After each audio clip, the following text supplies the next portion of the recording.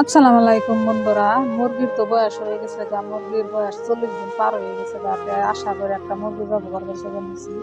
তো মালিকের টানাকে হুইস করে নিলাম। মালিক আবার কইলো কহ ও একটা জবাই করে খা। এনে তো কষ্ট করে আমরা পালছি, এনে আমরা তার মালিকের হুকুম ছাড়া তার জবাই করে খেয়ারুম না, খেয়ারুম কি এনে মালিকের টান হুইনা নিলাম।